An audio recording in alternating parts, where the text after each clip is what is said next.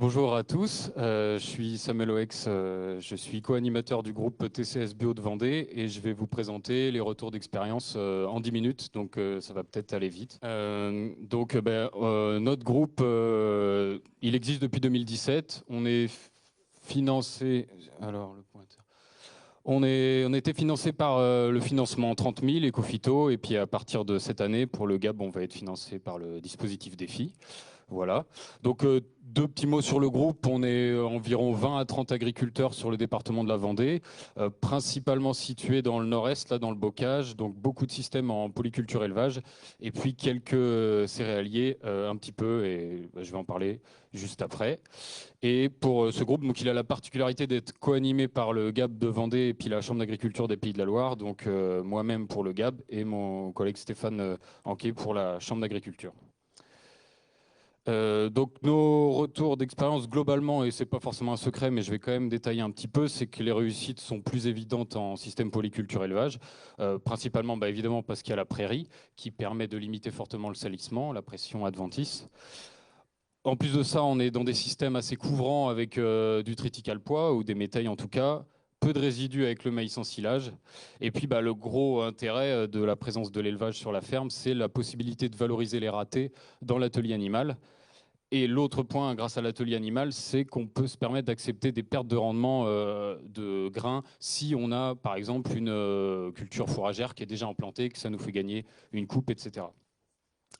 À l'inverse, en système céréalier, on n'a pas les avantages que je viens de citer, notamment en bio. Deux leviers très importants contre le salissement, c'est la prairie et le labour. Déjà, on est céréalier, on n'a pas de prairie en général.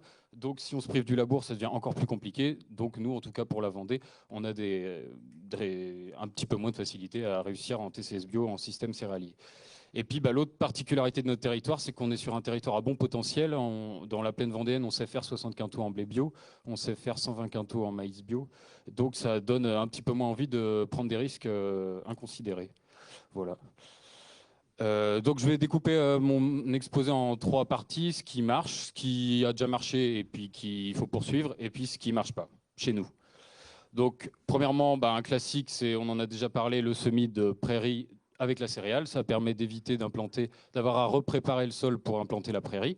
Donc soit au printemps, en février ou en mars chez nous, à la volée ou en ligne, dans la céréale, soit directement à l'automne pour ceux qui ne peuvent pas rentrer dans les terrains au printemps.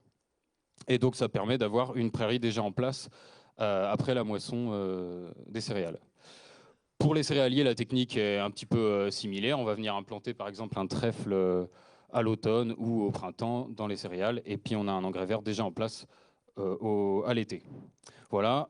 Une technique un petit peu similaire, ça va être, ça c'est chez un céréalier, chez un éleveur bovin du sud de la Vendée.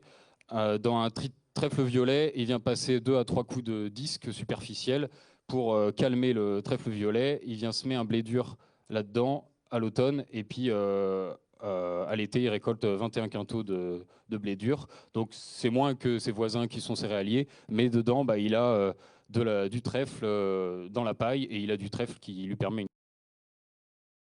Donc ça, faut pas rêver, le trèfle, il repart et il monte beaucoup. Donc lui, il a moissonné les épis uniquement, mais on peut aussi faucher et laisser sécher avant de moissonner. Voilà, autre technique qui marche, c'est du semis direct en prairie. Alors pour semer des fourragères, ici c'est un semis d'avoine radis semé à la mi-septembre dans une vieille prairie. C'est important que la prairie soit vieille.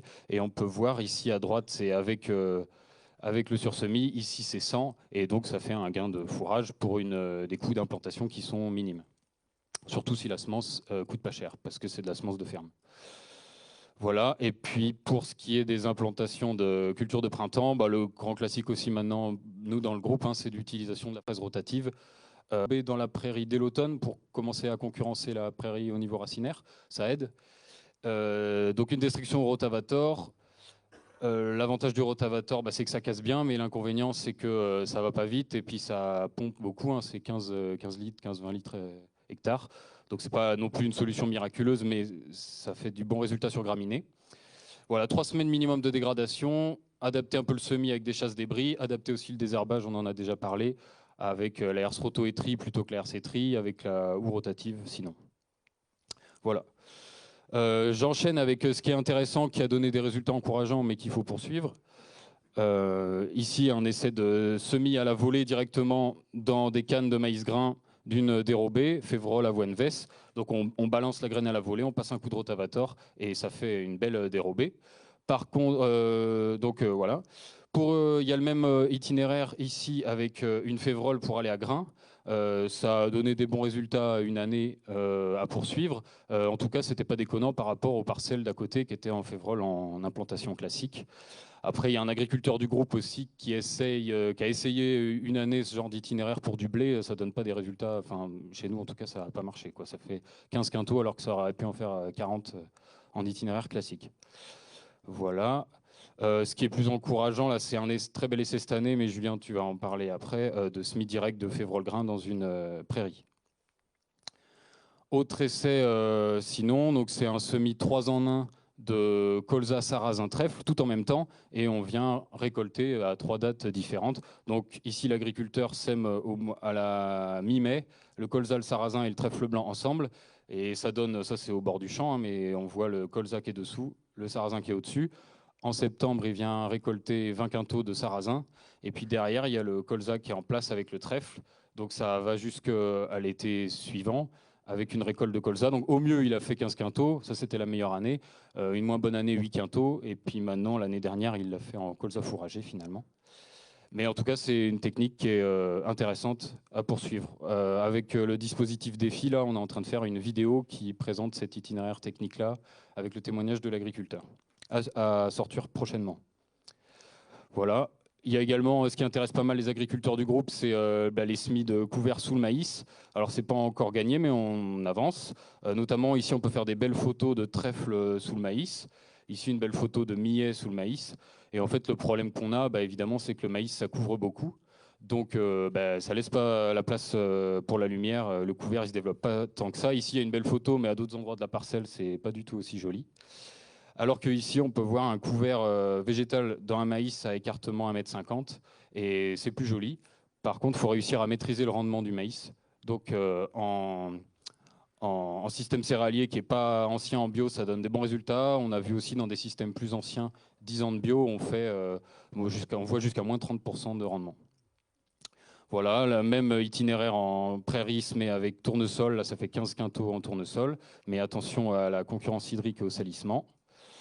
Ici, un essai en cours, on n'a pas encore le résultat d'un triticale associé semé dès le mois d'août avec sorgho, moa, trèfle incarnat, mais avec un broyage à l'automne. Voilà, ce sera peut-être pas parfait, mais on va voir ce que ça donne. Et puis, juste très rapidement, parce qu'il me reste déjà plus beaucoup de temps, qu'est-ce qui n'a pas marché?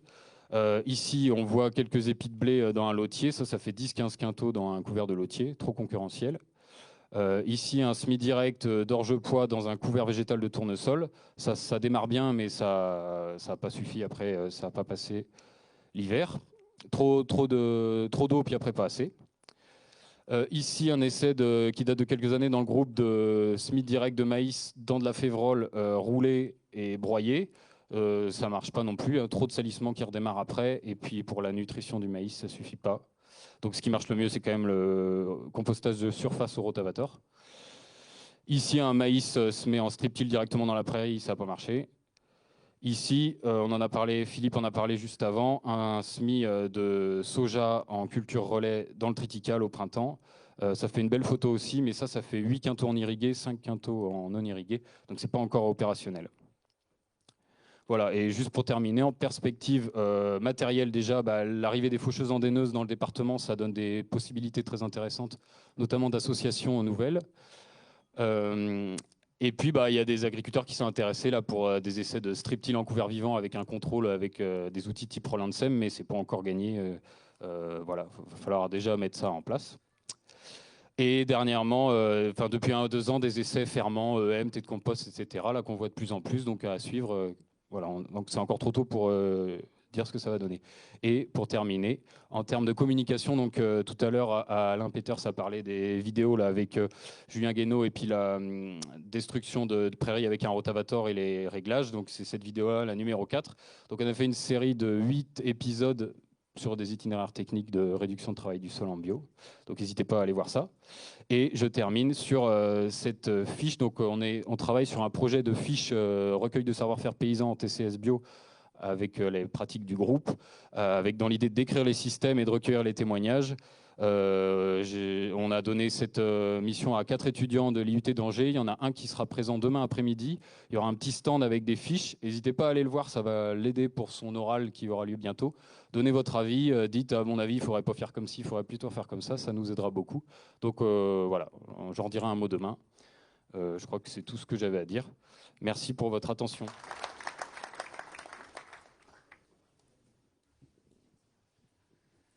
Je suis un peu surpris que vous n'ayez pas parlé du matériel qui s'appelle Gaïa. Bon, je ne fais pas de pub, hein, je ne suis pas vendeur. Donc l'idée, c'est de semer sur des couverts permanents en utilisant un outil avec une barre d'outils qui vous permet de travailler, par exemple, un semis sur luzerne. Donc vous travaillez votre ligne de semis et vous maîtrisez la luzerne en interrang, soit en le broyant, soit en le fauchant, soit en le brûlant. Alors, brûler, ça pose plein d'interrogations aussi par rapport à la vie du sol. Et X possibilités qui peuvent être à nouveau réfléchies et créées. Tout à fait, c'est une très bonne remarque. J'en ai pas parlé parce que j'ai 10 minutes et que je présente ce que les agriculteurs testent chez nous. Il n'y a personne qui teste ça pour l'instant. À ma connaissance, il y a Arvalis qui teste cet outil, mais il y a pas, l'outil n'est pas en circulation chez les agriculteurs déjà en développement. Donc on surveille, on regarde les vidéos comme tout le monde, mais pas plus que ça. Est-ce que tu peux nous dire, Samuel, quels éléments tu regardes dans le sol en termes de suivi pour savoir justement dans quel sens ça va? Ouais. Déjà, avant de répondre à la question, je dirais que sur le groupe, on passe pas énormément de temps à faire du terrain, des trous, observer tout ce qu'on voit. On aimerait beaucoup. Donc ça, c'est un préambule. Après, qu'est-ce que j'observe moi? Je pense un petit peu la même chose que beaucoup d'entre vous. Hein. On creuse un trou, on teste la compaction au tournevis, on observe un peu le fonctionnement, enfin comment sont stabilisés les agrégats, les cols, etc. Enfin, c'est un peu ce que on nous a présenté ce matin, un peu ce que Yves tu nous as présenté ce matin. Savoir si le calcaire est présent dans le sol et fait son travail. Est-ce que l'activité biologique permet les fameux mucus, etc. Voilà, ce genre de choses, quoi. J'en ai sûrement oublié. Les densités de SMI du sarrasin colza, ça m'intéresse. Je les ai dans mon sac à dos, mais je les connais pas par cœur. Je crois que je les avais vus, mais je me rappelle plus. Mon sac à dos, il est juste là, tu peux regarder le violet. Okay, merci. Mais du coup, pour répondre à ta question, j'enchaîne. On a fait un format cette année là où on a vraiment bien décrit. On a harcelé un peu les agriculteurs au téléphone. Oui, ok, mais quelle densité? Oui, d'accord, mais et vraiment avoir tout le détail pour justement pouvoir répondre à ce genre de questions et pas répondre, je sais pas, sans pouvoir donner plus d'informations. Et ça prend beaucoup de temps. Et voilà. Mais on pense que c'est très important de décrire les itinéraires techniques précisément pour savoir vraiment de quoi on parle et que ce soit reproductible. Voilà.